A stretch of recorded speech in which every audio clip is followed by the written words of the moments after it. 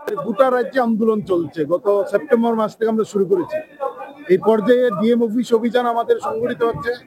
৩টা দাবি: কর্মসংস্থানের দাবি, দুর্নীতি এবং জঙ্গলের রাজত্বে অবসান করা, আর ৩ নম্বর হচ্ছে নেশার বিরুদ্ধে সমস্ত অংশের মানুষ এগিয়ে আসা, প্রশাসনকে কঠোর ব্যবস্থা গ্রহণ করা। এই 3টা দাবিতে আমরা রাস্তায় নামছি। 50,000-এর উপর শূন্য পদ পূরণ করছেন না, যেখানে কথা দিয়েছিল বছরে 50,000 চাকরি হবে। শুধুমাত্র স্কুলে, কলেজে, ইউনিভার্সিটিতে শূন্য পদের সংখ্যা হচ্ছে প্রায় 12,000। স্কুলে কলেজে ছাত্রছাত্রীরা যাচ্ছেন, শিক্ষক নেই। হাসপাতালে 6,000-এর উপর চিকিৎসক, নার্সের বেকার। গোটা রাজ্যে 50,000 শূন্য পদ।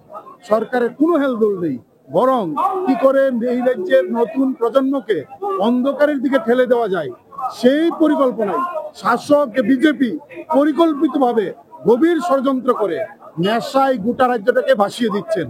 আর দুর্নীতি একদম মহাকরণ থেকে শুরু করে মন্ডল হয়ে এডিসি, ভিলেজ, পঞ্চায়েত সব জায়গায় ভয়াবহ সেই দুর্নীতির প্রতিযোগিতা চলছে। আর দুর্নীতি বিরুদ্ধে, কাজের দাবিতে, নেশার বিরুদ্ধে কেউ যেন কথা বলতে না পারেন, তার জন্য হচ্ছে প্রতিটা এলাকায় সমাজদ্রোহী, গুন্ডা, মাতব্বর তাদের লেলিয়ে দেওয়া হচ্ছে। ফলে পুলিশ কিছু করতে পারছেন না।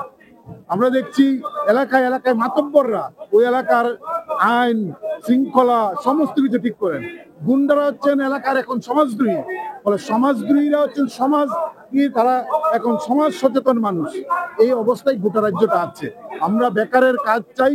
যারা রেগার কাজ করেন তারা মজুরি পাচ্ছেন না। ইউএফের কাজ প্রায় বন্ধ। আমাদের ছোট ব্যবসা সেখানে মুখ থুবড়ে পড়েছেন।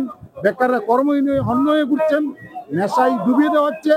এর বিরুদ্ধেই কাজের দাবিতে আমরা আমাদের লড়াইকে তীব্র করছি। আমরা দেখছি এই লড়াইয়ে নতুন নতুন ছেলেমেয়েরা আমাদের লড়াইয়ে সামিল হচ্ছেন এবং তারা জানেন যে বিজেপি যতদিন থাকবেন বেকারদের কাজের গ্যারান্টি হবে না।